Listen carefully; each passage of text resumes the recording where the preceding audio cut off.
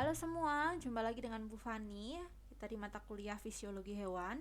Hari ini kita akan membahas tentang fisiologi sistem imun manusia ya. Jadi kita akan bicara tentang sistem imun spesifiknya pada manusia. Jadi di mata kuliah kita hari ini nanti kita akan melihat definisi sistem imun itu apa, kemudian sel-sel yang berkait dengan sistem imun itu apa, kemudian macam-macam dari sistem imun itu juga apa saja. Jadi nanti kita akan lihat lebih jauh tentang sistem imun yang non spesifik dan juga sistem imun yang spesifik. Apa perbedaannya nanti kita akan lihat lebih jauh lagi. Nah, kalau kita bicara tentang sistem imun, maka lebih dulu pasti kita akan bicarakan tentang imunologi. Apa itu imunologi? Imunologi itu merupakan ilmu yang mempelajari proses-proses yang dipergunakan oleh hospes. Hospes di sini ini maksudnya adalah manusia ya, untuk mempertahankan kestabilan dalam lingkungan internalnya bila dihadapkan pada benda asing. Benda asing itu apa ya? Contohnya mikroorganisme, entah itu bakteri, entah itu virus atau jamur atau yang lain. Nah, lalu apa yang dimaksud dengan sistem imun? Sistem imun sendiri ini merupakan mekanisme yang dipergunakan oleh tubuh untuk mempertahankan keutuhan bahan dalam lingkungan hidupnya. Jadi biar bagian internal kita itu meskipun ada paparan dari benda asing itu tidak terganggu. Next, pertanyaan selanjutnya adalah lalu sebenarnya fungsi sistem imun itu apa sih? Ya, sistem imun itu punya fungsi yang macam-macam ya. Yang pertama, dia akan melindungi tubuh kita dari invasi penyebab penyakit. Invasi itu masuknya senyawa asing ya, entah itu dari mikroorganisme ataupun dari senyawa kimia yang lain gitu ya. Yang jelas dia ada substansi asing. Kemudian kalau itu nanti masuk lalu dia akan dihancurkan dan dihilangkan. Ya, yang jadi semua yang masuk ke dalam tubuh kalau dia non self ya, dikenali bukan sebagai punyanya tubuh kita, maka dia akan dihancurkan dan dihilangkan. Kedua, dia akan menghilangkan jaringan atau sel yang mati atau rusak. Jadi kalau ada sel yang mati, karena sel itu kan punya lifespan, punya masa hidup ya, dan sel itu juga dia bisa mengalami kerusakan kalau misalnya ada suatu friksi atau benturan atau terkena luka misalnya. Nah, ini kan ada dia bisa rusak. Dan kalau ada sel yang mati atau rusak, maka terkadang juga ada debrisnya, ada sisa-sisa dari sel ini. Nah, ini juga harus dihilangkan semua. Karena tidak hanya sel yang mati saja, sel yang rusak saja, tapi debris itu juga bisa mengganggu metabolisme atau bisa mengganggu kondisi internal dalam tubuh kita. Dan kalau kita misalnya hilangkan sel yang mati atau rusak ini, termasuk debris-debrisnya tadi, maka ini akan bisa mempercepat perbaikan jaringan yang rusak tadi. Ya. Yang ketiga, mengenali dan menghilangkan sel yang abnormal. Nah, ini penting ya, mengenali sel yang abnormal.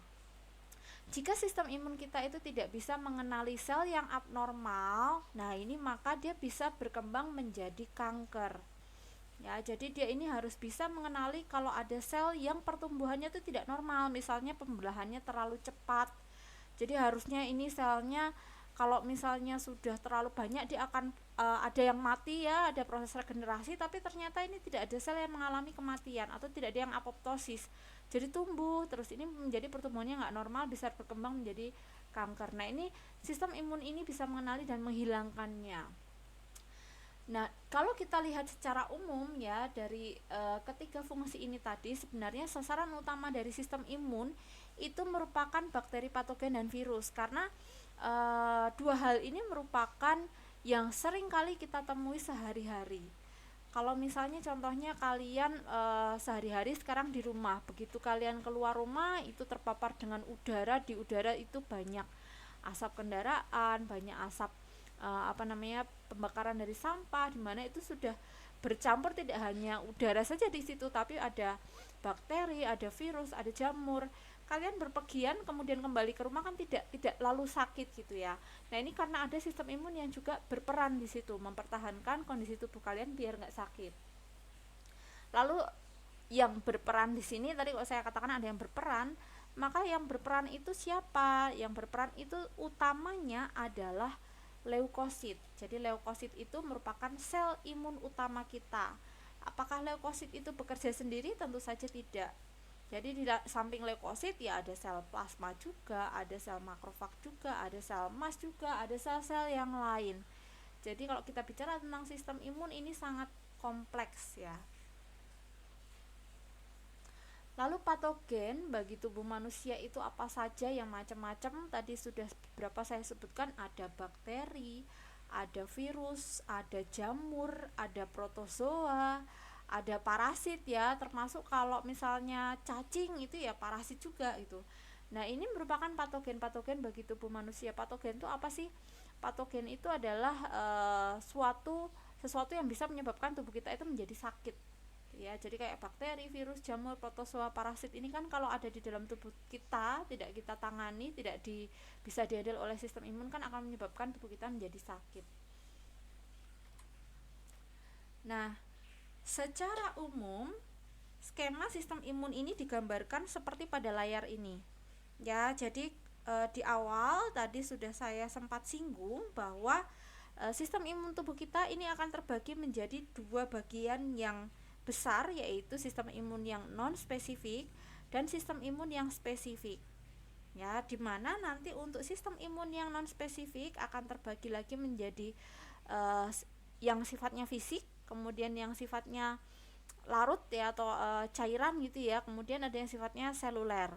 Sedangkan untuk yang spesifik nanti akan terbagi menjadi dua bagian, yaitu yang humoral. Humoral itu yang dia cairan ya, yang berkaitan dengan cairan. Masuk kalau di sini ada sel B, ini nanti berperan pada antibodi. Kemudian yang seluler. Nah, kita akan lihat dulu satu persatu ya, sekilas saja, nanti saya akan jelaskan lebih detail lagi. Untuk yang fisik ya, ini merupakan barrier atau pertahanan pertama kita sebenarnya sebelum nanti sel-sel imun di dalam tubuh kita itu berperan untuk mematikan ya patogen yang masuk ke dalam tubuh. Jadi ini yang menghalau jangan sampai ada patogen yang masuk ke dalam tubuh ya. Kulit, kemudian selaput lendir, silia-silia ya, baik yang ada di rongga hidung, kemudian di lubang telinga gitu ya. Kemudian mekanisme batuk gitu ya, respon kalau kita batuk berarti itu adalah suatu respon di mana kita tuh mau mengeluarkan sesuatu yang masuk ke dalam mulut misalnya seperti itu. Kemudian bersin, nah ini berarti ada sesuatu yang mau kita keluarkan nih dari saluran pernafasan kita. Nah ini secara fisik. Kalau nanti secara fisik ini tidak bisa mengatasi atau menghalau agar patogen itu tidak masuk ke dalam tubuh, maka begitu masuk nanti akan dihalau juga oleh senyawa-senyawa yang ada di dalam tubuh dan juga sel-sel yang ada di dalam tubuh. Nah, untuk senyawa-senyawa ini merupakan yang kalau di sini konteksnya larut berarti dia cairan ya. Senyawa-senyawa biokimia ada lisosim, ada sekresi dari sebaseus, ada cairan asam lambung, ada laktoferin, ada asam neuraminik ya, dan lain sebagainya. Kemudian secara humoral ini nanti ada sistem komplement, kemudian ada interferon dan juga CRP. Nah, nanti saya akan singgung juga untuk komplement dan interferon lebih detail lagi ya. Kemudian untuk yang seluler ini masih di non spesifik. Artinya perlu saya tegaskan di sini bahwa bedanya apa non spesifik dan spesifik. Kalau non spesifik ini semuanya dihalau. Jadi non self yang dia kenali sebagai non self itu akan dihalau tanpa sistem pertahanan ini perlu mengenali atau mengidentifikasi patogen apa yang akan masuk. Jadi ini merupakan sel-sel yang nantinya bisa menghalau patogen tadi tanpa perlu mengenali itu patogen apa, itu bakteri A, bakteri B, virus A, virus B, virus C dan lain sebagainya. Pokoknya kalau itu dikenali sebagai non self atau bukan sel kita, maka akan langsung dihancurkan. Nah, ini sel-sel yang sifatnya fagositik ya, contohnya mononuklear, kemudian polimorfonuklear, kemudian makrofag gitu ya, kemudian sel NK atau natural killer ya atau pembunuh alami, kemudian sel mas. Sel mas ini merupakan sel yang nantinya akan berkaitan dengan munculnya respon alergi ya, kemudian basofil. Kemudian selain yang non spesifik, lalu bedanya dengan yang spesifik apa? Kalau spesifik itu dia akan menghancurkan patogen atau mencegah kerusakan karena patogen tadi, tapi dia sifatnya spesifik. Artinya apa? Dia bisa mengenali patogen apa yang masuk ke dalam tubuh. Jadi kalau kita lihat di sini, ini ada humoral, ada seluler. Yang humoral itu ada imunoglobulin ya, imunoglobulin atau antibodi. Antibodi ini ada macam-macam ya, ada 5, ada IgA, IgM, IgG, IgD, IgE. Ya. Dan masing-masing antibodi ini nantinya akan spesifik terhadap antigen tertentu. Artinya apa? Berarti dia akan mengenali ya patogen yang masuk itu apa, maka dia akan menyiapkan, oh kalau misalnya patogennya A, maka imunoglobulin yang berperan di situ adalah imunoglobulin A, misalnya seperti itu. Ya, kalau dia misalnya virus B gitu ya yang masuk, oh berarti nanti imunoglobulin D gitu yang berperan di situ. Misalnya contohnya seperti itu. Jadi spesifik. Nah, imunoglobulin ini kalau kita lihat ini di atasnya ini ada sel B ya. Lalu apa kaitan imunoglobulin dengan sel B? Sel B ini merupakan cikal bakal yang nantinya akan memproduksi antibodi. Jadi ketika ada invasi dari patogen, maka hal ini akan memicu sel B untuk berdiferensiasi menjadi sel plasma. Nah, sel plasma inilah yang nantinya akan mensekresikan antibodi atau imunoglobulin. Jadi asalnya itu memang dari sel B, tapi sel B yang sudah mengalami diferensiasi menjadi sel plasma. Ya. Kemudian untuk selulernya di sini ada sel T ya, atau disebut juga limfosit T. Jadi kalau sel B ini limfosit B, sel T limfosit T gitu ya. Ini macamnya ya, ada T helper ya, TH1, TH2 ini yang merupakan T helper, kemudian TS, kemudian ada TDTH, ada TC. Jadi ada sel T sitotoksik, ada sel T regulatori dan lain sebagainya. Ada sel T memori, sel B pun juga ada sel B memori. Mungkin di skema ini belum tergambar semua. Tidak apa-apa, tapi ini secara umumnya seperti ini. Oke. Di slide ini kita akan melihat bagaimana sistem imun kita itu dibagi dalam 3 lapisan ya, 3 lapisan perlindungan. Kalau tadi di skema yang sebelumnya hanya terbagi menjadi 2 bagian besar, yaitu non spesifik dan spesifik. Nah, di sini terbagi menjadi 3 bagian atau 3 lapisan, yaitu lapis pertama, kemudian lapis kedua dan lapis ketiga. Nah, kalau di skema yang sebelumnya tadi, pertahanan fisik itu masuk ke dalam sistem imun non spesifik ya. Kalau di sini ya ini masih sifatnya non spesifik, tapi dia tidak dikategorikan ke dalam sistem imun non spesifik di sini, tapi dia dikategorikan sebagai pertahanan pertama dari sistem imun kita ya, lapis pertama. Ada skin, ada membran mukosa, enzim, kemudian flora normal tubuh ya, kemudian komplement. Nah, kalau misalnya pertahanan pertama ini runtuh, nah ini maka pertahanan kedua ini yang akan berperan. Ya, pertahanan kedua ini merupakan sistem kekebalan yang non spesifik ya. Jadi ini merupakan sistem kekebalan yang diperoleh secara alami atau diwariskan. Ketika kita lahir kita udah membawa ini. Jadi sel-sel fagositik termasuk di dalamnya ada sel NK, granulosit, makrofag. Ini merupakan sistem pertahanan sekunder ini atau sistem pertahanan lapis kedua. Nah, karena ini innate ya atau diwariskan, maka tubuh itu tidak perlu mempelajarinya. Ya, jadi ini otomatis ada dan ini cukup cepat merespon ketika ada patogen itu yang berhasil menembus pertahanan lapis pertama. Jadi responnya itu cepat.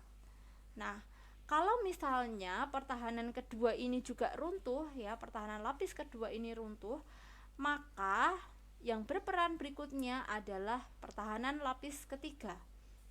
Ya, pertahanan lapis ketiga ini disebut sebagai sistem kekebalan spesifik atau sistem kekebalan adaptif atau learn immune system ya, atau learn specific immunity. Jadi di sini ada kata yang muncul adalah spesifik ya, berbeda dari yang sekunder tadi, dia non spesifik. Kalau yang pertahanan ketiga ya ini spesifik. Sama sebenarnya seperti pada skema di depan tadi, bedanya apa ya, hanya itu tadi.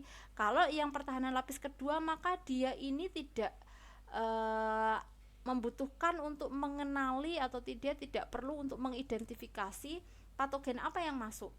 Jadi semua akan dihancurkan kalau itu non self. Tapi kalau yang specific immunity, maka dia ini akan mempelajari dulu, mengidentifikasi dulu patogen apa yang masuk, sehingga dia bisa mempersiapkan lebih baik kira-kira nanti tentara yang akan digunakan untuk mempertahankan itu apa. Apakah sel T sitotoksik ataukah sel B yang nantinya akan diubah menjadi atau berdiferensiasi menjadi sel plasma dan menghasilkan antibodi, atau yang lain gitu. Nah, kalau kita lihat tadi yang non spesifik, karena dia tidak perlu mengenali maka responnya itu cepat, berbeda dari yang spesifik karena dia itu butuh mengenali, butuh mengidentifikasi, butuh bersiap-siap terlebih dahulu, maka respon yang ketiga ini munculnya belakangan, yang munculnya lebih lama. Seperti kalau antibodi itu mungkin akan muncul beberapa hari setelah ada paparan. Tapi kalau yang non spesifik seperti ini itu mungkin bisa hanya beberapa saat ya, beberapa menit sampai beberapa jam, dan bisa bertahan sampai beberapa hari memang. Tapi kalau yang antibodi ini baru munculnya setelah beberapa hari. Jadi nggak otomatis kita kena patogen jam 10 nanti jam 11 sudah ada antibodinya, tidak gitu ya. Nah, tapi antibodi ini atau sel-sel yang ada di sini juga ini memiliki memiliki memori. Jadi ada sel T memori, ada sel B memori. Fungsinya untuk apa? Untuk merekam, untuk mengingat-ingat. Kalau misalnya ada tadi virus A masuk, virus B masuk, ada bakteri C masuk, bakteri D masuk, maka dia punya datanya. Oh, ini bakteri ini sudah pernah masuk, virus ini sudah pernah masuk. Sehingga kalau terjadi paparan berikutnya, misalnya beberapa bulan kemudian ini mengalami serangan dari virus yang sama, maka dia sudah memiliki memorinya, dia sudah memiliki antibodi yang dia simpan, lalu dia bisa memproduksi antibodi yang lebih banyak dalam waktu yang lebih cepat lagi. Jadi responnya kalau ada paparan kedua itu jelas akan lebih cepat daripada paparan yang pertama tadi, itu ya. Nah, ini tadi pertahanan lapis pertama ya, ada kulit, kemudian membran mukosa yang utuh. Di sini catatannya harus utuh ya teman-teman. Jadi kulit kita itu bisa menjalankan fungsinya secara normal itu kalau dia tidak ada luka, tidak ada cedera. Tapi begitu ada luka itu ya, membran mukosanya terkoyak, nah ini maka pertahanannya sudah rentan ya, bisa jebol. Ini bisa kalau ada bakteri ya bisa masuk kemudian menembus ke pertahanan yang berikutnya. Jadi kalau kulit itu ya kita mungkin ya, kalau yang perlu dilihat tidak hanya apakah dia ini mulus saja, putih saja gitu ya, cerah saja, tapi dia harus sehat, harus utuh. Percuma kalau kulitnya itu kuning cerah gitu ya, kuning langsat gitu yang glowing, tapi ternyata mukosanya nggak utuh, maka ini tidak bisa berperan untuk mempertahankan tubuh dari serangan patogen gitu ya. Jadi catatannya di sini harus utuh. Kemudian kelenjar keringat, sebum dan juga air mata yang ini akan mensekresikan zat-zat kimia yang dia bersifat bakterisid. Jadi dia bisa membunuh bakteri gitu ya. Kemudian ada mukus, ada silia, ada tight junction. Ingat bahwa setiap jaringan di tubuh kita itu kan sel-selnya dihubungkan oleh suatu ikatan atau kaitan antar sel yang disebut junction ya. Tight junction itu merupakan salah satu kaitan sel yang dia berperan penting pada pertahanan lapis pertama ini. kemudian ada desmosom, ya ini termasuk junction juga, kemudian sel keratin, lisosim yang ada di lapisan epitel, kemudian rambut-rambut pada lubang hidung, kemudian flora normal ini punya peranan penting pada pertahanan lapis pertama. Sekarang kita akan melihat sel-sel apa saja yang berperan dalam sistem imun. Di sini ada basofil dan sel mas, kemudian ada neutrofil dan eosinofil, ada monosit dan makrofag, ada limfosit dan plasma sel, ada sel dendritik. Kemudian di sisi kiri kita akan melihat ada prosentase dari masing-masing jenis leukosit ini di dalam darah. Kemudian ada subtipe dan juga nickname-nya atau nama lainnya gitu ya. Kemudian ada primary function-nya atau fungsi utamanya untuk apa, dan juga ada klasifikasinya. Nah, untuk basofil, kemudian neutrofil, eosinofil ini merupakan sel darah putih yang dia itu granulosit. Artinya apa? Di sini ini terdapat butiran-butiran atau granul-granulnya ya, termasuk sel masnya. Ya, jadi ini ada granul-granulnya. Kita bisa melihat butiran-butiran di sini. Untuk basofil ini dia sifatnya basa, ya. Neutrofil itu dia netral, eosinofil dia asam. Jadi warnanya berbeda-beda. Ya, untuk basofil dia biasanya biru keunguan. Kemudian untuk neutrofil dan eosinofil yang paling menonjol di sini ciri khasnya adalah dia punya inti yang mudah untuk diamati ya, ada 3 bagian ya intinya. Kemudian ini yang eosinofil ada 2 yang cukup besar ya, jadi kayak lobul gitu ya. Kemudian warna cairannya, jadi kalau neutrofil itu cenderung bening, kalau eosinofil dia karena terwarnai gitu, jadi warnanya oranye gitu ya. Nah, ini yang granulosit. Kemudian di sini ada monosit dan makrofag. Jadi kenapa kok ini dijadikan dalam satu kolom? Karena makrofag itu sebenarnya merupakan bentuk diferensiasi juga dari monosit. Ketika ada invasi dari patogen, monosit ini bisa berdiferensiasi menjadi sel makrofag gitu ya. Dan keduanya ini punya fungsi fagositik ya, sama-sama fungsinya fagositik utamanya ya, selain nanti sebagai APC atau antigen presenting cell. Kemudian di sini ada limfosit. Limfosit itu ada limfosit B, limfosit T gitu ya. Lalu kok di sini ada sel plasma, itu kenapa? Karena sel plasma itu merupakan bentuk diferensiasi dari sel B atau limfosit B, di mana sel B ini nanti ketika dia berdiferensiasi menjadi sel plasma, maka sel plasma ini dia dapat mensekresikan antibodi. Jadi jangan salah, bukan berarti kalau sel B itu otomatis bisa langsung mensekresikan antibodi, tidak. Tapi dia itu harus berdiferensiasi dulu menjadi sel plasma, baru sel plasmanya yang akan mensekresikan antibodi, gitu ya. Kemudian di sini ada sel dendritik. Sel dendritik yang sesuai dengan namanya, dia ciri khasnya ada dendrit-dendritnya ya, dan dia banyak terdapat di perifer dari pembuluh darah. Sekarang kalau kita lihat prosentase di dalam darah ya, prosentase macam-macam leukosit ini dalam darah, yang paling banyak tentu saja neutrofil, dia 50-70% ya, disusul oleh limfosit, kemudian monosit dan makrofag, kemudian baru eosinofil. Nah, untuk basofil dan juga sel mas ini jarang ditemukan, tapi masih bisa ditemukan, masih lumayan bisa terdeteksi. Tapi kalau untuk sel dendritik ini seringkali tidak terdeteksi. Jadi di sini keterangannya NA atau not anything ya, karena hampir tidak pernah ditemukan ya, mungkin sangat jarang ya, lebih jarang daripada basofil dan juga sel mas ini. Kemudian kalau kita lihat nih yang punya sebutan lain gitu ya, ada neutrofil. Neutrofil itu disebut juga polis atau seks. Sedangkan bentuk immature-nya, bentuk yang belum dewasanya, itu disebut bands atau steps. Kemudian untuk monosit ini sering juga disebut sebagai mononuklear phagocyte system gitu ya. Kemudian untuk limfosit tadi ada 2 macam, ada limfosit B, limfosit T.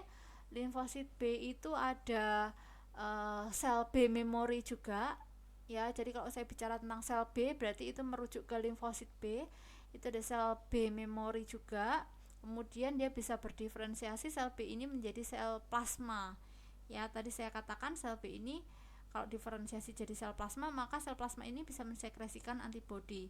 Kemudian ada sel T ini macamnya ya, ada sel T sitotoksik, ada sel T helper, ada sel T regulatory dan lain sebagainya.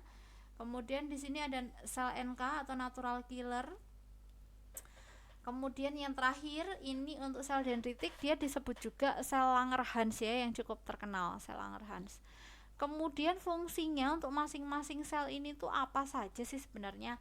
Nah, untuk basofil dan sel mast mereka punya fungsi yang spesifik, yaitu ketika terjadi invasi dari patogen, maka akan sesegera mungkin merilis atau mengeluarkan senyawa-senyawa kimia yang dia bisa memediasi terjadinya proses peradangan atau inflamasi. Dan untuk basofil dan sel mast ini juga spesifik terkait dengan respon alergi. Jadi kalau ada orang yang alergi debu, alergi serbuk sari itu ya, alergi serangga, alergi kacang atau apa yang lain ya, pemicunya yang lain, antigen yang lain, ini biasanya karena ada respon dari sel mastnya ya, yang dia memicu respon alergi. Kemudian untuk neutrofil, eosinofil, kemudian monosit, makrofag ini merupakan sel fagositik, sehingga fungsi utamanya ya pasti akan memfagositosis ketika ada patogen dan juga menghancurkannya. Termasuk kalau eosinofil ini dia juga bisa menghancurkan invadersnya, itu parasit ya, parasit. Kemudian untuk monosit dan makrofag ya, dia juga bisa berperan sebagai APC atau antigen presenting cells ya, APC.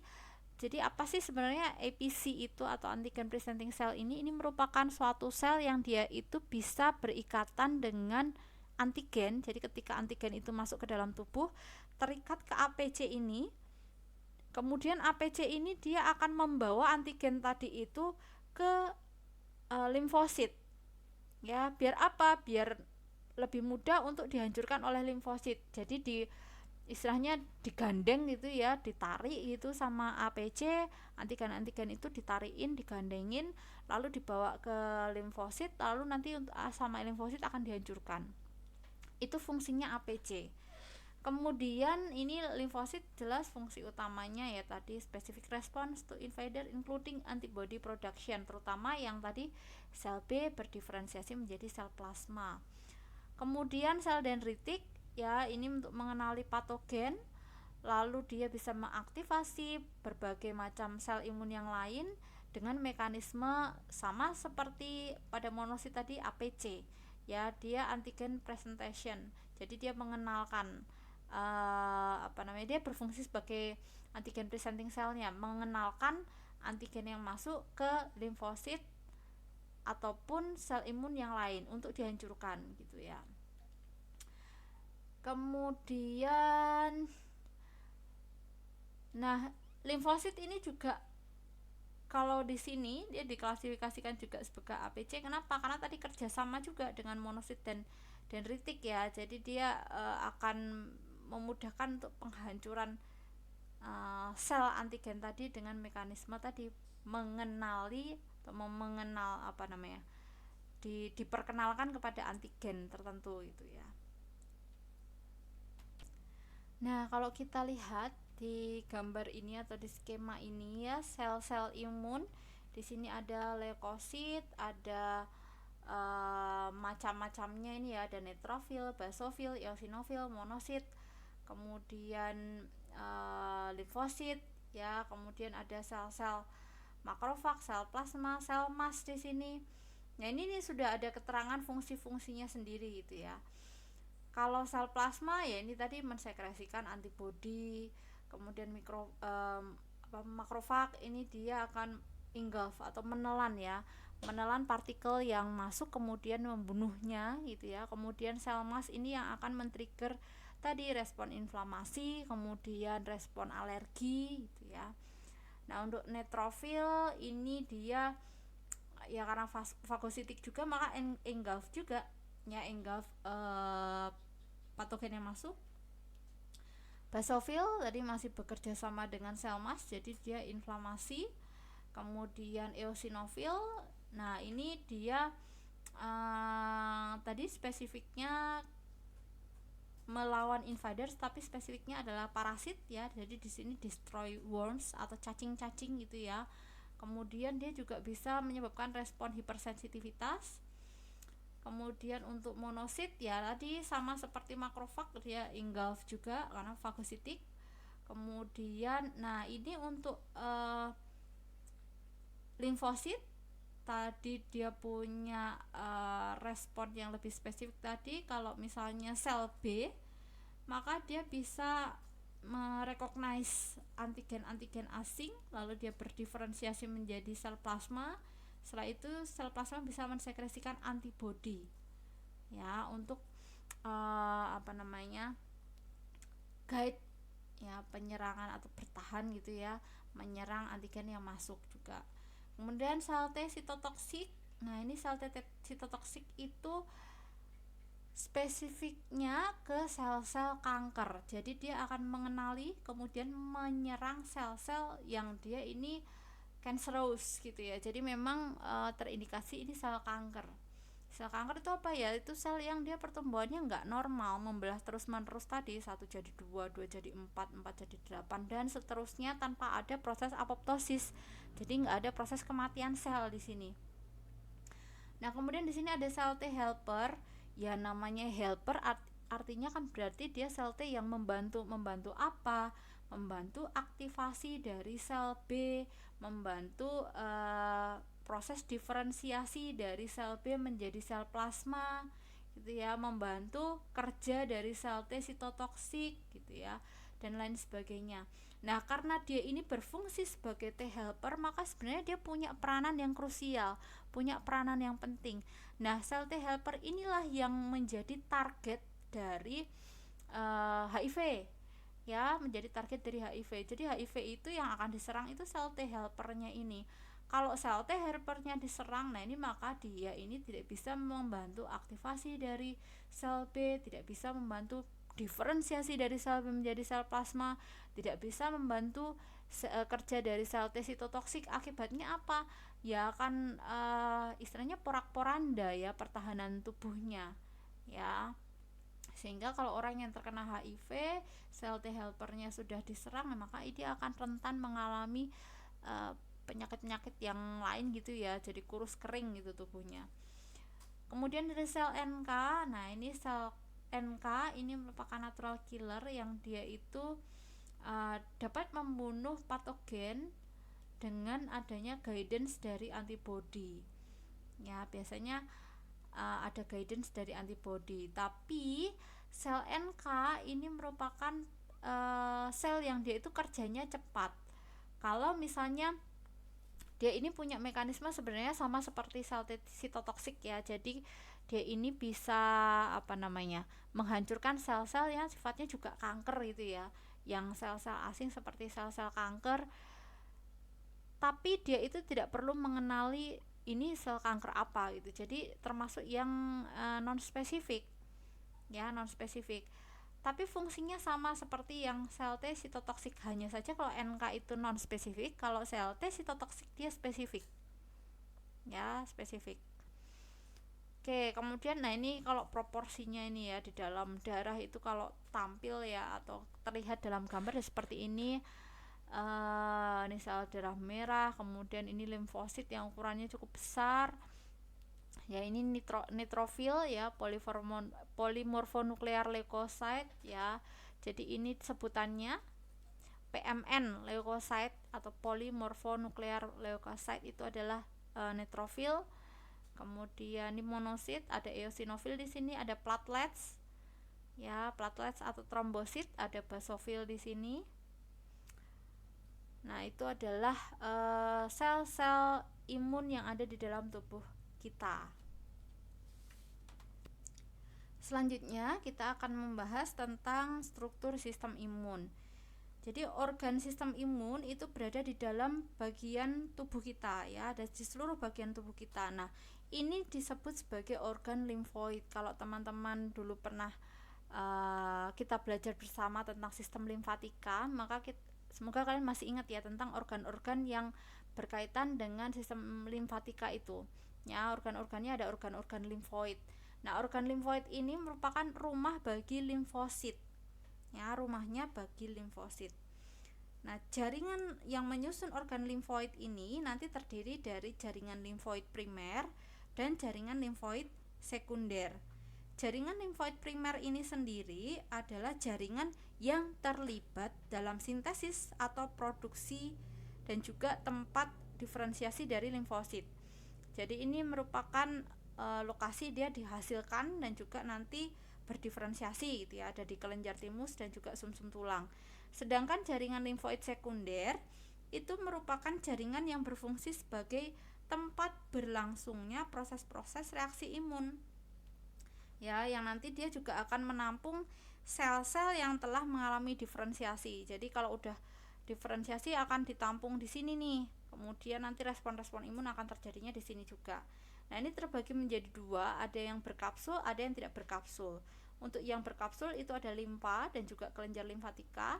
Kemudian yang tidak berkapsul ini ada tonsil atau amandel ya, kemudian GALT atau gut associated lymphoid tissue, kemudian ada MALT atau mucus associated lymphoid tissue, kemudian jaringan limfoid yang ada di kulit, saluran napas, saluran kemih dan juga reproduksi. Lalu apa itu jaringan limfoid? Jaringan limfoid sendiri itu merupakan jaringan yang memproduksi, menyimpan dan memproses limfosit.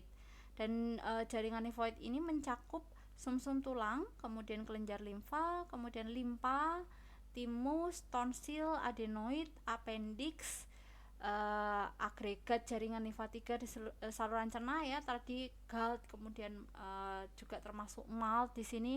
Kalau teman-teman bisa lihat nih di sisi kanan, nah ini lokasi-lokasi dari jaringan-jaringan limfoid yang ada di tubuh kita. Ada tonsil di sini, ada adenoid di sini, kemudian ada limfod di sini, kemudian ada spleen atau limpa, kemudian ada Peyer's patch, ada timus dan lain sebagainya. Semoga kalian masih ingat tentang sistem limfatika ya. Nah, sekarang kita beranjak ke respon imun. Ya, respon imun sendiri agar tubuh kita itu bisa memberikan suatu respon imun ada beberapa tahap yang harus dilalui. Ya, tahap yang pertama ada deteksi dan mengenali benda asing. Kemudian tahap kedua komunikasi dengan sel lain untuk berespon. Kemudian tahap ketiga rekrutmen bantuan dan koordinasi respon. Tahap keempat destruksi atau supresi penginvasi. Jadi di tahap deteksi ini yang tadi di lapisan terluar dari tubuh ini yang punya peranan penting sebenarnya, karena ini harus bisa mengenali benda asing yang akan masuk ke dalam tubuh. Ya, artinya tentara pertahanan yang ada di barisan depan ini yang harus bisa mengenali dia non self atau self. Itu ya. Kalau tadi teman-teman masih ingat di skema yang bentuknya piramida tadi, ada pertahanan pertama, pertahanan lini kedua, pertahanan lini ketiga atau lapis ketiga, itu ya, itu ibaratnya tubuh kita itu sebagai suatu negara. Ya, pertahanan pertama ini satpamnya. Ya, pertahanan pertama itu satpamnya. Kalau misalnya dapat serangan dari luar negara kita atau luar tubuh kita, nah ini satpam ini harus bisa mengenali, oh ini bukan warga negaranya kita gitu, dia ini non self. Nah, maka ini yang nanti akan berperan pertama kali ya. Nah, sambil dia ini berperan, maka dia ini juga akan memberikan informasi kepada tentara yang ada di dalam negaranya gitu kan. Maka sambil dia bertahan, dia juga akan memberikan informasi sehingga pertahanan kedua ini dia bersiap. Pertahanan kedua ini kalau diibaratkan, ini kalau tadi yang pertahanan pertama satpam, pertahanan kedua ini dia sudah punya kemampuan yang lebih baik lagi. Ya, ini istilahnya kayak polisi itulah ya, polisinya yang ada di suatu negara gitu. Nah, Apakah dia ini responnya secepat pertahanan pertama? Tidak, tentu saja tidak. Kenapa? Karena kalau pertahanan pertama tadi ibaratnya satpam, dia pendidikannya kan tidak sama seperti kalau pendidikan polisi. Pendidikan polisi tentu saja lebih lama, jadi membutuhkan waktu lebih lama untuk memberikan respon.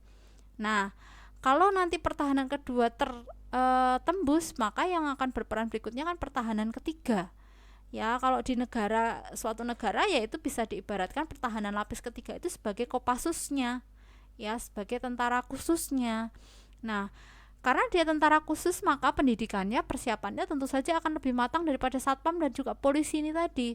Jadi maka dia akan munculnya ya paling akhir, paling lama, tapi punya kemampuan yang paling kompeten. Jadi yang paling istilahnya spesifik, bisa menghancurkan suatu musuh tertentu gitu ya. Nah, kalau di sini deteksi dan mengenali benda asing, nah ini yang punya punya punya peranan terbesar itu adalah yang lapis pertama tadi. Itu ya, lapis pertama harus bisa mengenali oh ini self, ini non self gitu. Gitu ya. Kalau tidak bisa mengenali ya nanti patogen-patogen bisa masuk bisa babak belur tubuh kita itu ya. Nah, jadi nanti yang pertama ini mengenali, lalu dia akan mengkomunikasikan dengan sel lain. Ya, jadi sel yang ada di dalam tubuh untuk memberikan suatu respon.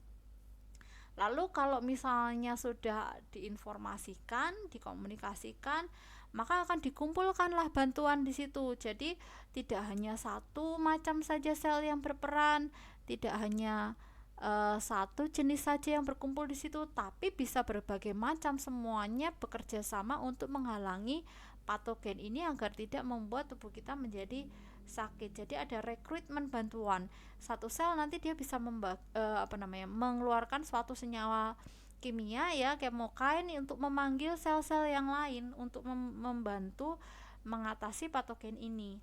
Lalu dilakukanlah koordinasi untuk memberikan respon yang baik itu seperti apa nanti. Lalu nanti akan dihancurkan destruksi atau supresi dari pengivasi tadi. Sehingga pada prosesnya ini nanti akan banyak peranan dari antibodi dan juga sitokin. Itu ya, akan banyak peranan ini keduanya ini. Kalau tadi kita sudah bicara cukup banyak ya tentang antibodi, tapi kita belum singgung tentang sitokin. Sitokin itu apa?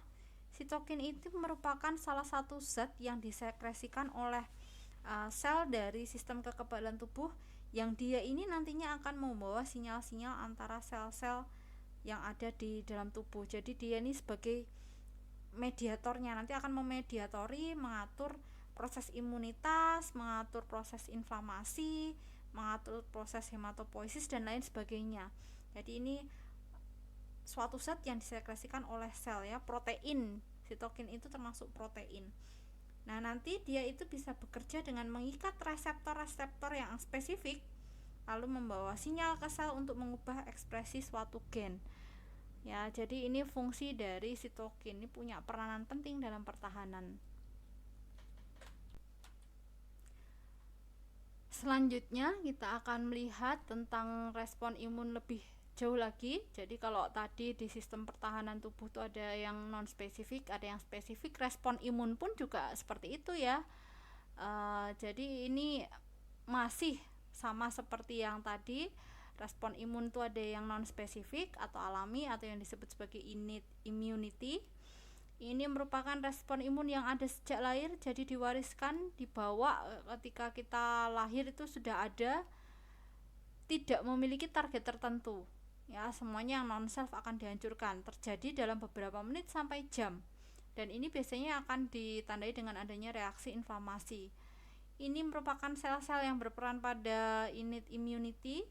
Kemudian yang kedua adalah respon imun yang didapat atau spesifik. Ini spesifik untuk jenis tertentu, responnya terhadap paparan pertama terjadi dalam beberapa hari, paparan berikutnya lebih cepat. Seperti saya jelaskan tadi ya, pada sistem kekebalan yang learn ya, yang adaptif itu kan, kalau dia paparan pertama ya memang akan munculnya beberapa hari setelah paparan gitu ya, karena tadi butuh persiapan, butuh kematangan rencana gitu ya untuk mengatasi suatu patogen tertentu.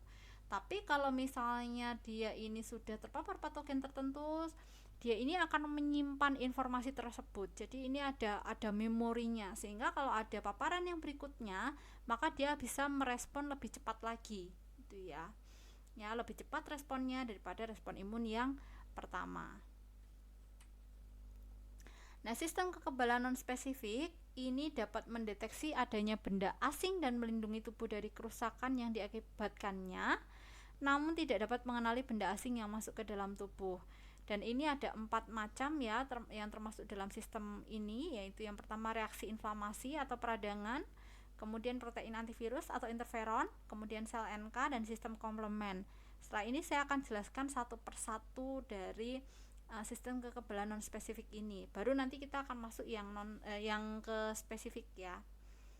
Untuk yang kekebalan non spesifik pertama ada reaksi inflamasi atau peradangan. Ini merupakan respon lokal tubuh terhadap infeksi atau perlukaan.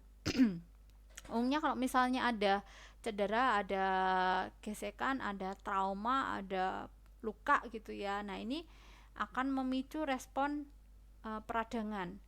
Tidak spesifik hanya untuk mikrobia, tetapi respon yang sama juga terjadi pada perlukaan akibat suhu dingin, suhu panas, atau trauma tertentu. Ya, trauma tertentu apa maksudnya? Benturan, kemudian sayatan, tusukan, dan lain sebagainya. Nah, di sini pemeran utamanya adalah sel-sel fagositik, ya antara lain neutrofil, monosit, makrofag, yang lain juga gitu ya, sel-sel fagositik yang lain juga. Nah, ini adalah tahapan inflamasi. Kalau kalian bisa perhatikan di sini ada kata-kata yang ditulis dalam huruf kapital, itu merupakan tanda-tanda terjadinya inflamasi.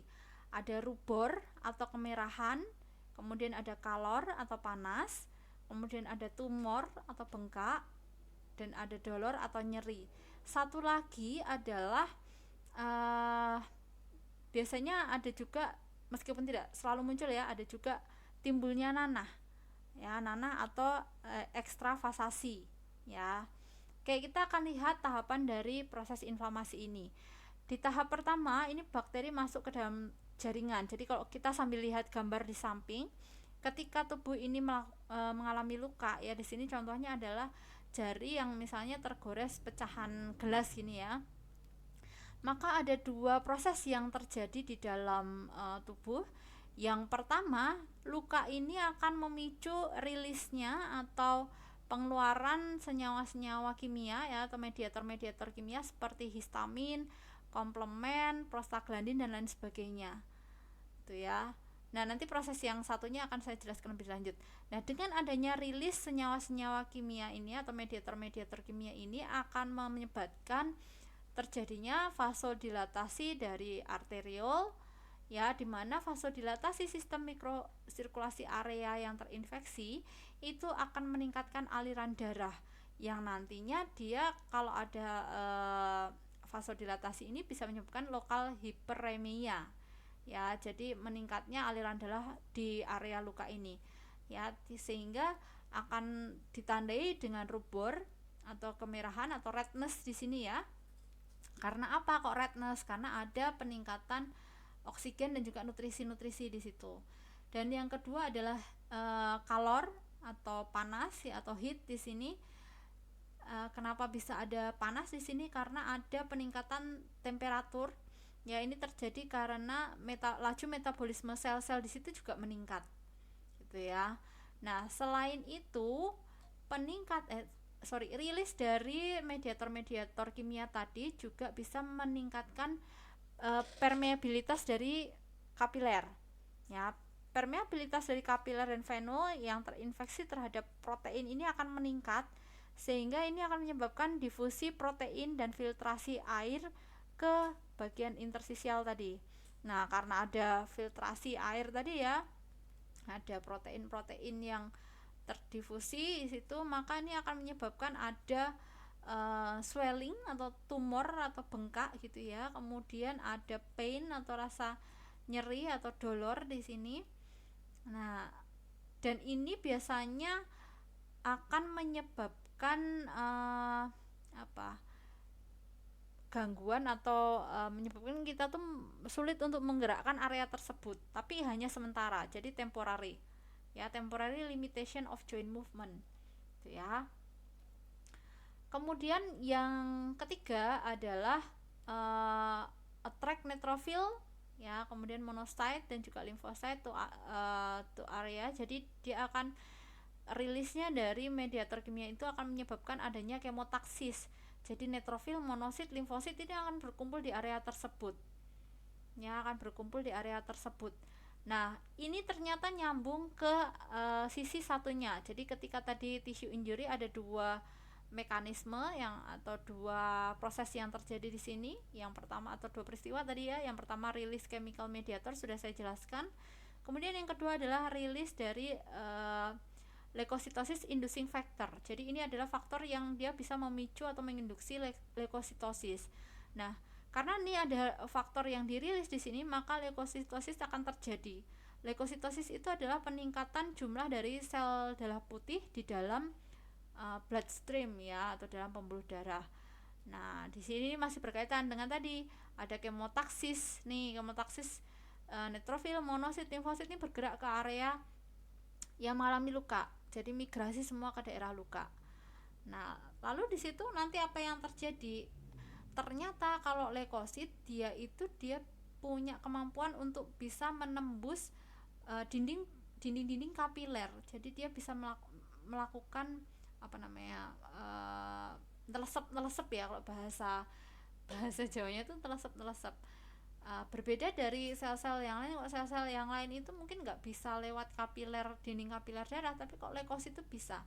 Nah, gerakan ini atau mekanisme ini disebut sebagai diapedesis. Jadi leukosit pass through capillary wall, dia bisa menembus dinding pembuluh darah gitu ya.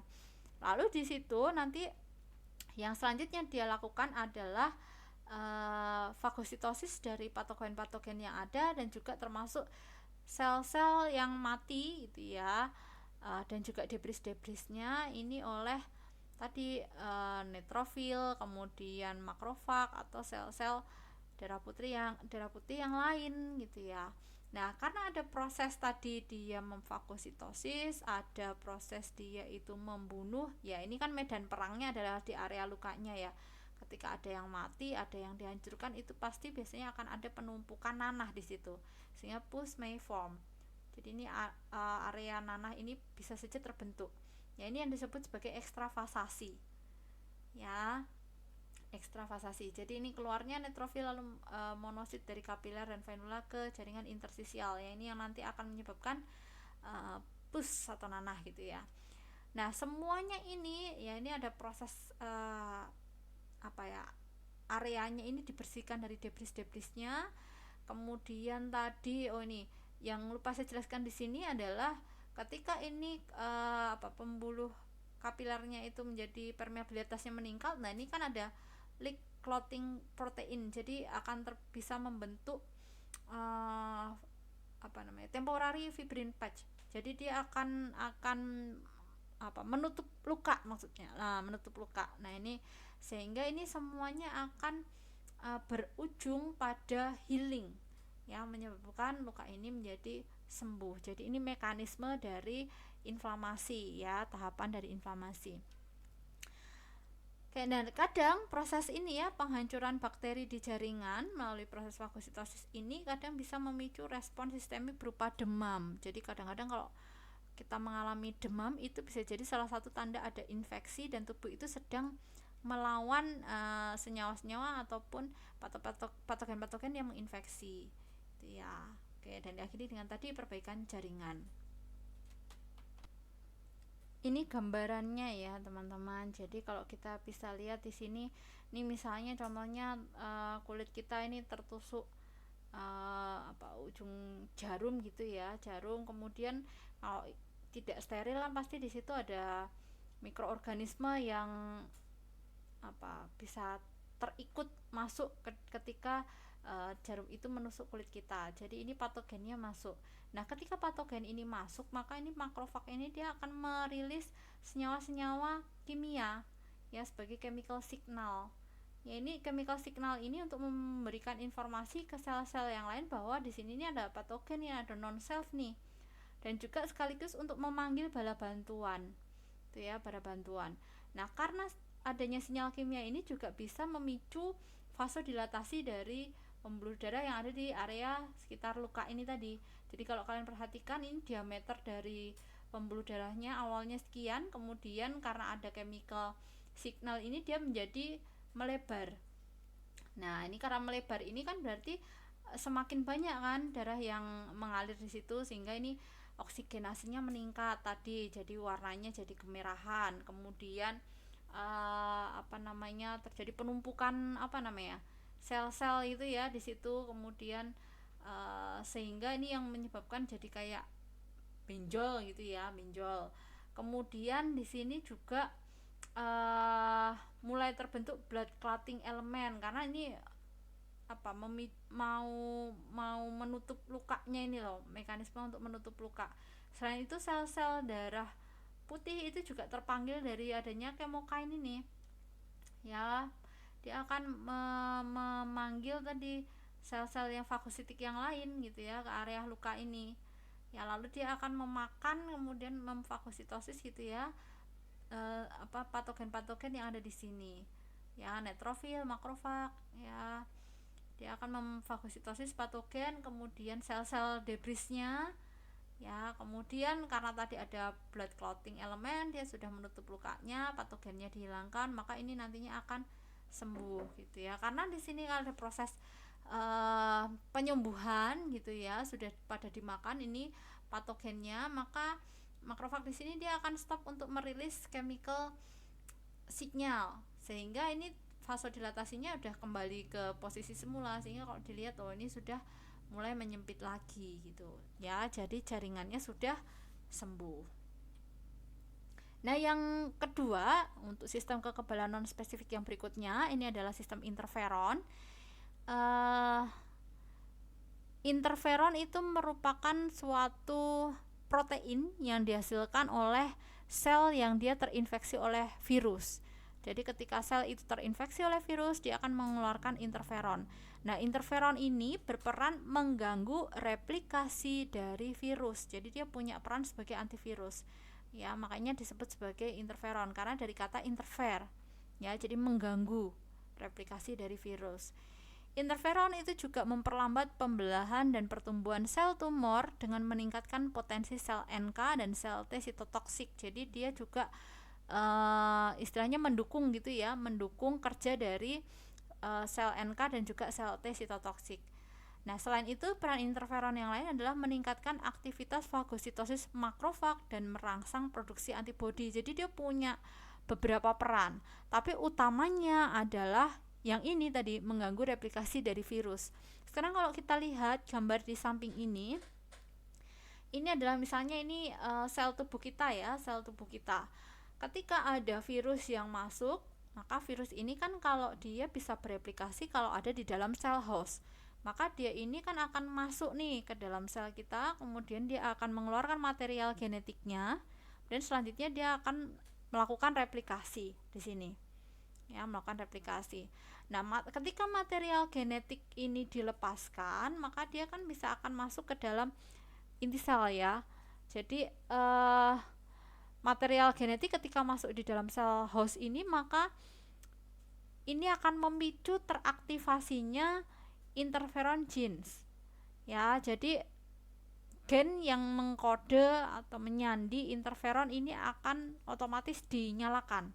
Ya, turn on.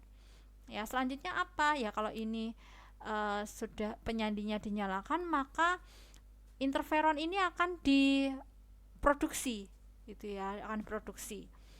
Sehingga akan dihasilkan molekul dari interferon yang nantinya bisa dirilis dan masuk ke sel sehat yang ada di sekitarnya ya, ke sel yang tidak hanya di sekitarnya, bisa ke yang lebih jauh juga. Jadi ketika sel ini menghasilkan interferon, sel host yang pertama menghasilkan interferon, maka interferon itu bisa masuk ke sel host yang kedua dan selanjutnya, di mana di dalam sel host ini nanti interferon itu akan terikat di dalam inti selnya, kemudian dia akan mengaktifkan atau menyalakan ya, mengaktifkan penyandi dari sama seperti ini tadi, penyandi dari sel interferon. Jadi dia ini nantinya akan menyebabkan sel itu bisa menghasilkan protein antivirus gitu ya. Jadi ketika tadi sel yang melakukan replikasi tadi itu sel anakannya keluar kemudian menginvasi sel yang lain, nah sel yang lain ini sudah punya protein antivirus ini yang dia bisa memblok reaksi replikasi dari virusnya, sehingga nanti bisa menyebabkan ya virusnya ini kalau nggak bisa replikasi ya dia akan mati gitu ya. Jadi dia menghambat atau memblok reproduksi dari si virus. Itu adalah peranan dari interferon. Berikutnya yang ketiga ada sel natural killer atau sel NK. Ini merupakan sel yang dia ini kalau bisa saya katakan kerjanya itu sama seperti sel T sitotoksik, tapi lebih cepat. Kenapa? Karena dia non spesifik. Ya, non spesifik dan bekerja sebelum sel T sitotoksik itu menjadi lebih banyak dan berfungsi. Jadi kalau sel T sitotoksik tadi spesifik ke sel kanker, sebenarnya sel NK ini juga umumnya ke sel kanker juga. Tapi dia tidak perlu mengenali oh ini kanker A, kanker B, kanker C dan lain sebagainya. Istilahnya langsung aja dia tes gitu ya. Dan dia ini sebagai penyapunya lah, bisa dikatakan penyapunya sebelum nanti sel T itu dia bisa dihasilkan lebih banyak dan bisa berfungsi lebih baik gitu ya. Jadi selama masa sel T ini persiapan lah istilahnya. Jadi ini merusak sel yang terinfeksi virus dan sel kanker dengan melisiskan membran sel pada paparan yang pertama. Nah, yang selanjutnya yang keempat adalah sistem komplement. Jadi sistem ini diaktifkan oleh dua hal. Yang pertama adalah paparan rantai karbohidrat yang ada pada permukaan mikroorganisme yang tidak ada pada sel. Jadi kalau di permukaan patogen ya atau mikroorganisme yang asing itu yang non self itu biasanya ada protein-protein yang bisa dikenali oleh antibodi kita sebenarnya ya. Nah,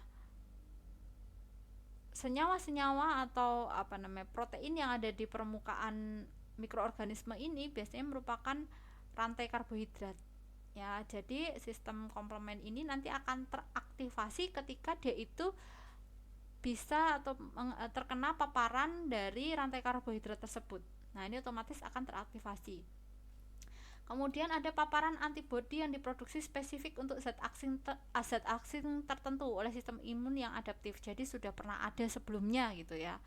Jadi dua hal ini. Nah, karena ini bekerja sebagai komplement artinya apa? Dia akan mendukung kerja dari antibodi. Ya. Kita bisa lihat di gambar sisi kanan ini. Jadi jalur aktivasi dari komplement itu kalau di sini tadi kan ada dua ya. Sebenarnya ada satu jalur lagi yang ini sebenarnya tidak perlu jarang disinggung juga sehingga mungkin di gambar ini juga tidak dimunculkan. Jadi kalau tadi ada antigen antibody kompleks. Nah, ini ya antigen antibody kompleks. Apa sih antigen antibody kompleks? Ini adalah yang kedua ini, paparan antibodi yang diproduksi spesifik untuk zat asing tertentu oleh sistem imun adaptif. Ini adalah antigen antibody kompleks. Ini merupakan jalur classical pathway. Ya, jalur classical pathway. Jadi kalau ada antibodi yang dia spesifik terhadap antigen tertentu, nah ini maka akan bisa mengaktifasi sistem komplement. Ya, muncul antibodi ini loh, kok tiba-tiba ada antibodi ini. Nah, ini maka sistem komplement ini akan teraktivasi gitu ya. Kemudian yang kedua adalah jalur alternatif atau alternatif pathway. Alternatif pathway ini ya tadi ada polisakarida dari dinding sel mikroorganisme atau dari permukaan dari mikroorganisme yang ini nanti bisa ketika ini terpapar, maka ketika tubuh ini atau sel tubuh ini terpapar, maka dia akan mengaktifkan sistem komplement ini gitu ya. Kemudian yang ketiga ini yang jarang disinggung itu adalah mannose binding lectin pathway atau MB lectin pathway. Ya, tidak banyak dijelaskan tentang MB lectin pathway ini memang, sehingga di sini juga mungkin tidak digambarkan. Namun ketika sistem komplement ini teraktivasi entah dari jalur manapun, entah classical pathway atau alternative pathway atau dari MB lectin pathway, maka dia ini bisa ya tadi mendukung kerja dari antibodi ya, yaitu apa? Yang pertama adalah opsonisasi. Opsonisasi itu apa? Opsonisasi itu adalah proses pengkotingan atau menyelimuti permukaan dari bakteri atau senyawa patogen yang lain gitu ya, itu atau mikroorganisme patogen yang lain gitu ya. Setelah diselimuti, maka dia nanti selanjutnya akan mengenhance atau meningkatkan kemampuan fagositosis dari sel-sel fagositik gitu ya. Jadi dengan adanya opsonisasi, dengan adanya pelumuran ya, atau dengan adanya pelapisan dari permukaan bakteri ini akan mempermudah patogen ini untuk di-engulf atau ditelan gitu ya, dan dihancurkan oleh sel-sel fagositik. Itu adalah opsonisasi. Jadi peningkatan fagositosis. Yang kedua adalah bisa menyebabkan inflamasi. Ya, inflamasi. Jadi stimulate histamine release, kemudian meningkatkan permeabilitas dari blood vessel, kemudian chemotactic attraction ya, dan lain sebagainya. Nah, dimana nanti sebenarnya ketika sistem komplement ini diaktifkan, nah ini tadi ya ada komplement protein yang terikat pada sel target itu. Nah, ini dia juga bisa memicu munculnya lesi seperti ini, lesi jadi ada lubangnya. Nah, itu juga bisa membantu mematikan si sel patogen tadi ya, dengan dia ini dilumuri tadi. Nah, ini juga bisa menyebabkan terjadinya lesi itu ya. Ini adalah sistem komplement. Nah, kalau diringkas ya, tadi bagaimana sih tahapan atau bagaimana sih proses yang terjadi ketika komplement itu teraktivasi. Nah, ketika komplement itu teraktivasi, maka dia akan berikatan dengan basofil dan sel mas, menginduksi pelepasan histamin. Ya, ini ya bisa memicu reaksi inflamasi tadi. Ya, yang kedua berperan sebagai faktor kemotaksis yang bisa meningkatkan proses fagositosis. Ketiga, dia akan berikatan dengan permukaan bakteri dan bekerja sebagai opsonin ya, yang meningkatkan opsonisasi tadi ya, jadi melumuri bakteri tadi, melapisi bakteri tadi untuk memudahkan proses fagositosis. Yang keempat, menempel pada membran dan membentuk struktur berbentuk tabung yang melubangi membran sel dan menyebabkan lisis sel. Jadi dia ini nanti ketika dia menempel atau tadi melingkupi bagian membrannya, itu bisa membentuk struktur seperti tabung ya, jadi membentuk lubang-lubang. Nah, ini kalau ada lubang di sini maka bisa memicu kematian sel melalui proses lisis ya. Sekarang kita akan masuk ke sistem kekebalan spesifik, di mana sistem kekebalan spesifik tadi disebut sebagai sistem kekebalan adaptif ya, dapat menghancurkan patogen yang lolos dari sistem kekebalan yang non spesifik. Di sini mencakup kekebalan humoral ya, yang dimana nanti kaitannya ke produksi antibodi oleh sel plasma ya, asalnya dari limfosit B yang mengalami diferensiasi tadi. Kemudian kekebalan seluler ya, yang dia produksi limfosit T yang teraktivasi. Nah, pada sistem kekebalan spesifik ini memang harus ada syaratnya, dia harus bisa membedakan sel asing yang harus dirusak dari diri sendiri. Jadi bisa membedakan self dan juga non self, tapi dia sudah harus bisa mengidentifikasi gitu sel asingnya itu apa, sehingga nanti dia bisa bekerja lebih spesifik lagi gitu ya dalam menghancurkan non selfnya gitu. Nah, kalau antigen itu umumnya kan dia molekulnya besar, kemudian kompleks, kemudian unik gitu ya, karena berbeda. Nah, ini biasanya ya sangat mudah sebenarnya untuk dikenali dari respon imun yang spesifik jika dia itu masuk ke dalam tubuh.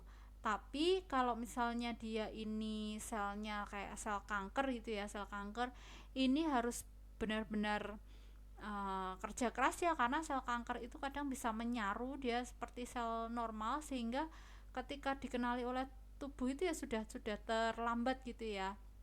Jadi kadang sel pertahanannya tidak bisa bekerja secara maksimal untuk membunuh sel-sel abnormal itu. Oke, yang pertama ada sistem kekebalan humoral. Di sini ketika suatu antigen itu masuk ke dalam tubuh, maka dia akan merangsang sel B itu untuk berubah menjadi sel plasma dan memproduksi antibodi. Jadi kalau kita bicara tentang sistem kekebalan spesifik yang dia humoral, maka biasanya nyantolnya itu langsung ke antibodi itu ya, antibodi. Nah, ini struktur dari antibodi kalian sudah sangat familiar ya, dia hurufnya seperti huruf Y, dia punya light chain, ada heavy chain gitu ya. Kemudian ada di sini ada antigen binding site. Artinya apa? Ya, ini adalah area yang akan terikat dengan antigen ya, spesifik. Jadi kalau antibodi tertentu ya, antibodi X misalnya, antibodi X ya dia akan terikat untuk antigen X misalnya. Jadi memang sudah spesifik untuk antigen-antigen tertentu. Itu ya. Kemudian nah ini kalau tadi sempat saya singgung bahwa kalau misalnya contohnya bakteri seperti ini kan dia di permukaannya itu ada protein-protein ya, ada protein-protein, atau kalau di sini disebutnya sebagai epitop. Nah, epitop ini dia bisa spesifik terikat secara spesifik ke antibodi ya. Jadi kalau di sini antibodinya bentuknya seperti ini ya akan terikat dengan epitop yang bentuknya seperti ini gitu ya. Kalau ini kotak ya nanti antibodi yang bisa terikat di sini ini kotak. Jadi epitop ini spesifik dikenali oleh antibodi gitu ya. Nah, antibodi sendiri atau imunoglobulin sendiri itu ada 5 kelas. Ya, ada IgM, IgG, IgE, IgA dan IgD. IgE ini berperan sebagai reseptor permukaan sel B dan disekresi pada tahap awal respons sel plasma. Jadi ini merupakan antibodi yang pertama kali dirilis ketika tubuh itu mengalami serangan atau invasi dari suatu patogen. Ini yang pertama kali dihasilkan, IgM. Ya. Kemudian IgG merupakan imunoglobulin terbanyak di dalam darah, diproduksi jika tubuh itu berespon terhadap antigen yang sama. Jadi IgM, IgG berperan jika terjadi invasi bakteri dan virus serta aktivasi komplement. Dan ini biasanya ketika IgM ini diproduksi di awal, maka akan disusul dengan produksi dari IgG. Jadi ini merupakan dua antibodi yang keluar di awal gitu ya. IgE itu merupakan antibodi yang melindungi tubuh dari infeksi parasit. Jadi dia spesifik, merupakan mediator pada reaksi alergi, melepaskan histamin dan basofil dan juga sel mast. Masih ya, di sini kalau kita bicara tentang alergi, maka kita akan bicara tentang histamin. Histamin itu yang nanti akan memicu respon alergi. Ini dilepaskan oleh basofil dan juga sel mast. Kemudian ada IgA, ditemukan pada sekresi sistem pencernaan, pernafasan dan perkemian. Jadi kalau IgA ini spesifiknya adalah dia ini terdapat atau banyak terkonsentrasi di area-area yang berhubungan dengan atau di saluran-saluran yang berhubungan dengan luar tubuh. Jadi sistem pencernaan, pernafasan, perkemian gitu ya. Kemudian air mata, ASI gitu juga. Nah, IgD itu terdapat pada banyak permukaan sel B mengenali antigen pada sel B. Oke, itu tadi adalah imunoglobulin, ada 5 macam. Lalu fungsi antibodi di sini kalau kita lihat di gambarnya ini ya, kita lihat dari gambarnya ini. Yang pertama, aktivasi dari limfosit B ini akan dimulai ketika ada antigen yang terikat ke sel B gitu ya. Kemudian dia akan teraktivasi. Nah, selanjutnya sel B ini dia akan memicu ya munculnya reaksi untuk menyimpan informasi tentang antigen ini oleh sel B memory ya. Jadi di sini ada peran sel B memory. Selain itu, aktivasi dari limfosit B ini atau sel B ini akan menyebabkan diferensiasi sel B menjadi sel plasma, di mana nanti akan dihasilkan antibodi di sini, mensekresi antibodi itu ya. Lalu selain itu, antibodi itu juga berperan sebagai opsonin. Ya, tadi sudah saya singgung opsonin itu apa? Opsonin itu adalah mekanisme untuk suatu senyawa yang bisa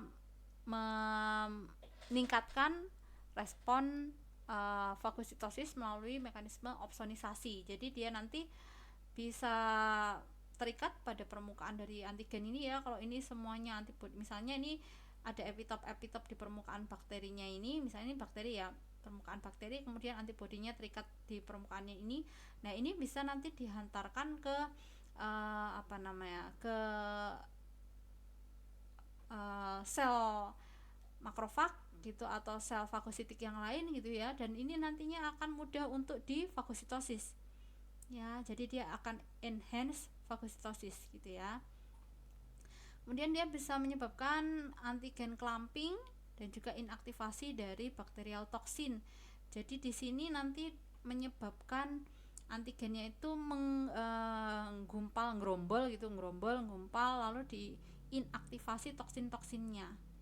Ya, selain itu, ketika antigen itu terikat dengan antibodi, maka dia juga akan bisa mengaktifkan sitotoksik sel. Jadi seperti sel T sitotoksik itu bisa bekerja lebih optimal dengan adanya ikatan antibodi ke antigen gitu ya. Kemudian men-trigger cell mass degranulation. Jadi dia akan memicu degranulasi dari sel mass. Dengan adanya degranulasi dari sel mass itu juga bisa meningkatkan aktivitas dari komplement tadi. Ya, komplement nanti dia akan bekerja sama dengan antibodi tadi, juga meningkatkan fagositosis melalui mekanisme opsonisasi tadi juga. Itu. Nah, itu fungsi-fungsi dari antibodi itu ya. Nah, reaksi antigen antibodi, ketika ada antibodi yang terikat dengan antigen, maka dia bisa menginaktivasi antigen dengan cara satu, memblocking viral binding site-nya ya, viral binding site-nya diblok. Kemudian dengan adanya pemblokan ini ya, dia bisa meningkatkan fagositosis. Sebenarnya ini sama seperti gambar yang sebelumnya tapi lebih ringkas aja. Kemudian agglutinasi of particulate antigen, jadi dia clumping tadi ya, menggerombol lalu diinaktivasi lalu difagositosis. Kemudian presipitasi dari antigen yang soluble gitu ya, lalu juga ini nanti akan difagositosis. Nah, selain itu dia bisa menyebabkan lisis juga dengan adanya kerjasama tadi, dengan aktivasi, dengan adanya antigen antibodi ini bisa mengaktifasi sistem komplement, di mana ketika sistem komplement teraktivasi maka dia akan bisa membentuk lubang atau lesi di permukaan dari sel antigennya ya, yang menyebabkan ini lubang ini menyebabkan bocoran gitu ya, jadi selnya lisis dan juga mati. Nah, ini beberapa gambar lah ya bagaimana proses atau kerja dari antibodi melalui neutralisasi, melalui aktivasi sistem komplement, melalui enhancement of fagositosis ya atau opsonisasi tadi, kemudian stimulasi dari killer cell ya. Nanti kalian bisa cermati sendiri lebih jelas lagi. Di sini ada agglutination and precipitation. Jadi ini tadi yang ada clumping, kemudian dia mengendap, diinaktivasi, lalu di fagositosis juga. Nah, tadi itu yang humoral. Lalu sekarang kita bicara tentang sistem kekebalan yang seluler. Kalau bicara tentang sistem kekebalan yang seluler, maka kaitannya ke limfosit T. Ya, di sini limfosit T spesifik untuk kekebalan terhadap infeksi virus dan pengaturan pada mekanisme kekebalan. Sel T itu harus kontak langsung dengan sasaran. Ada 3 subpopulasi yang umum. Di sini ada sel T sitotoksik, T helper atau T penolong, dan juga T penekan atau sel T regulatory. Sebenarnya ada satu lagi ya, sel T memori. Jadi tidak hanya sel B yang punya memori, tapi sel T itu juga punya. Di sini MHC ya atau Major Histocompatibility Complex itu merupakan kode untuk HLA ya atau Human Leukocyte Associated Antigen yang terikat pada permukaan membran sel, dan ini khas pada setiap individu. Nah,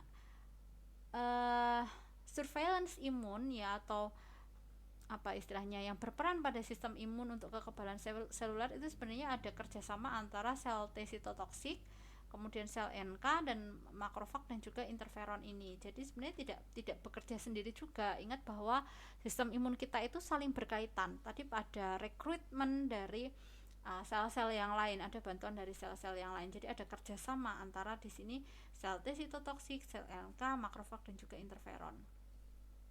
Nah, di sini ada aktivasi dari sel T. Nah, ini sel T itu dia juga bisa bekerja optimal itu ketika ada sel lain yang mempresentasikan antigen ke sel T itu sendiri. Jadi kadang sel T itu ya nggak bisa langsung membunuh antigen gitu ya, langsung mematikan antigen tuh ya nggak bisa, butuh sel lain untuk mempresentasikan. Nah, sel lain ini yang disebut sebagai antigen presenting cell. Nah, di sini ini ada antigen fragmen. Antigen fragmen itu apa ya? Tadi ini adalah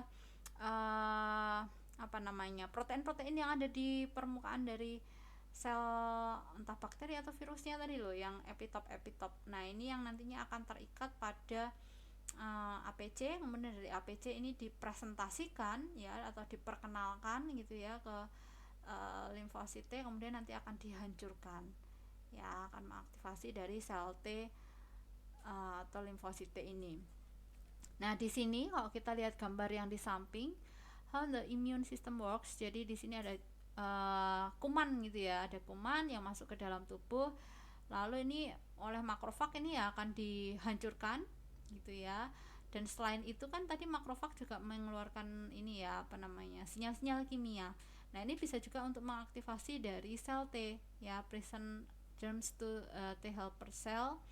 Ya, di sini sel T helper itu akan mengenali gitu ya. Karena tadi makrofag juga berperan sebagai APC ya, atau antigen presenting cell. Jadi nanti sel T helper ini akan mengenali kuman yang dibawa oleh makrofag, kemudian dia akan mengirimkan substansi untuk mengaktifasi sel B dan juga sel T, dimana ketika dia mengaktifasi sel T, maka sel T sitotoksik ini akan bekerja dengan merilis sitotoksin. Nah, lalu nanti substansi ini atau sitotoksin ini nantinya akan membunuh kuman-kuman ini secara langsung gitu ya. Nah, selain itu sel T helper ini tadi dia akan juga membantu aktivasi dari sel B, dimana ketika sel B ini teraktivasi, dia berubah atau berdiferensiasi menjadi sel plasma, akan memproduksi antibodi. Antibodi ini nanti akan attach di bagian permukaan dari kumannya, lalu dia akan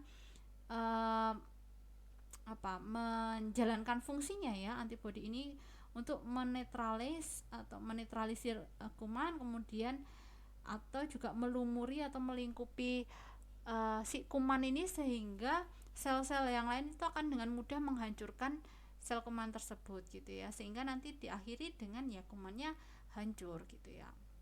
Nah, sel T helper itu dikenal sebagai CD4 cell. Nah, ini ya menjadi target dari tadi HIV ya, CD4 cell gitu ya, CD4 cell. Oke, next kita akan membahas tentang pembentukan kekebalan jangka panjang. Kalau kita lihat atau kalau kalian cermati dari penjelasan saya di awal tadi, bahwa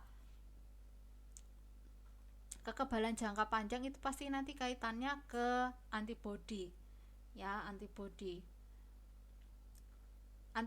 itu merupakan tadi lini pertahanan yang terakhir ya, sehingga ini kan dia butuh waktu untuk dia itu dipersiapkan, sehingga pada kontak pertama dengan antigen atau mikroba apapun, respon antibodi ini terjadi dengan lambat dalam beberapa hari sampai terbentuk sel plasma dan akan mencapai puncak dalam beberapa minggu.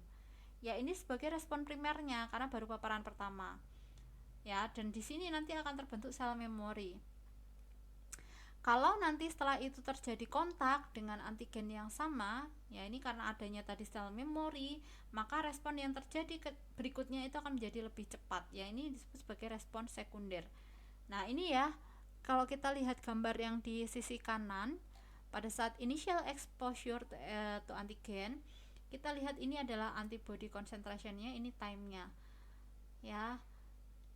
Untuk paparan yang pertama kita lihat, oh ini antibodinya terbentuk ya, dia terbentuknya pelan-pelan dan mungkin belum terlalu banyak, tapi dalam prosesnya ini sudah ada memorinya, dia sudah membentuk memori, sehingga ketika ada paparan yang berikutnya, second exposure to antigen, maka ini akan meloncat dengan cepat ya, responnya lebih cepat daripada di sini ya, responnya ini akan meloncat lebih cepat dan akan dihasilkan lebih banyak ya, respon is larger ya, respon is faster, jadi lebih cepat dan lebih banyak.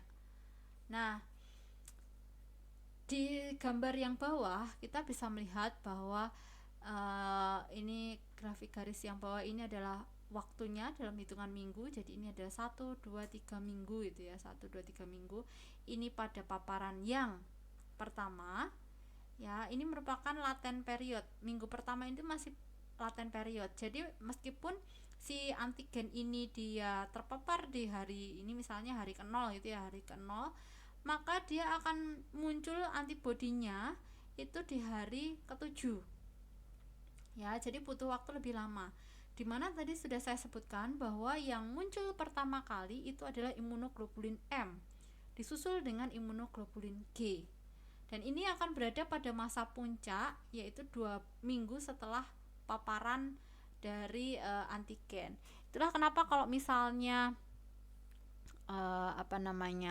kemarin ya, waktu ya bukan kemarin ya, ini masa-masa pandemi seperti ini kan, paparan virus kenapa kok dites 2 minggu, misalnya rentang waktunya 2 minggu ya, karena antibody itu terbentuk paling tinggi ya 2 minggu setelah paparan dari antigen gitu ya, 2 minggu setelah antigen gitu. Kalau di situ masih tinggi ya berarti ini masih berarti ada paparan antigen yang masuk nih gitu ya. Kalau ternyata di 2 minggu setelah kontak, misalnya kontak dengan pasien yang positif gitu ya, 2 minggu setelah kontak ini masih flat aja, tidak ada lonjakan, oh berarti dia negatif gitu ya. Oke, nah di sini kalau kita lihat, nah ini nantinya akan menurun ya, kalau setelah mencapai 3 minggu ya, sekitar menjelang 3 minggu ini akan menurun. Nah, ketika ini kan ada memorinya disimpan gitu ya. Ketika ada paparan yang kedua, maka tidak sama seperti yang pertama. Ini kan ada latent periodnya cukup lama ya. Ini bisa segera dihasilkan antibodi untuk mengatasi antigen yang sama tersebut. Jadi sebelum 1 minggu ya ini sudah dihasilkan antibodinya dengan konsentrasi antibodi yang jauh lebih besar lagi. Gitu ya. Nah, ini pembentukan kekebalan jangka panjang sebenarnya sama seperti yang tadi. Kalau kita lihat di sini, nah ini ini primary antibody responnya. Ya, awal-awal paparan pertama ini masih belum terbentuk. Ya, nanti baru mulai terbentuk di minggu pertama ya, hari ke-7. Ya, jadi di sini nih ketika ada paparan ya ini baru teraktivasi sel B-nya, lalu sel B-nya itu berdiferensiasi jadi sel plasma, baru nanti membentuk antibodi ya, ada IgM, IgG gitu ya. Kemudian nah ini mulai menurun lagi levelnya. Lalu nanti kalau ada paparan yang kedua ini mulai bisa merespon lebih cepat lagi. Ya, respon lebih cepat lagi. Oke, jadi kalau kita lihat di gambar yang di sini nih, ketika ada antigen yang terikat ke antibodi, maka ini akan ada 2 mekanisme, di mana satu nih ada clonal expansion, di mana nantinya ada sel yang akan berperan menyimpan memori, yang di sini berperan sebagai sel memori long life ya, dia akan produksi terus menerus. Karena apa ya, karena dia harus istilahnya berjaga-jaga jika ada paparan dari antigen yang sama gitu ya. Jadi ketika ada paparan dari antigen yang sama, ini sudah ada, ini tinggal replikasi aja terus gitu ya, dia tinggal mensekresikan berdiferensiasi dan menjadi mensekresikan antibodi tadi, sehingga bisa dihasilkan antibodi yang lebih banyak lagi gitu ya. Yang kedua adalah ini dia akan berperan menjadi sel efektor, di mana nanti akan menghasilkan respon yang cepat ya untuk mengatasi antigen tersebut. Nah, ini usia hidupnya atau masa hidupnya ini pendek. Ya, beda dari sel memori. Kalau sel memori akan long life, dia diproduksi terus-menerus, tapi kalau yang sel efektor ini dia short life. Ya, waktu hidupnya pendek.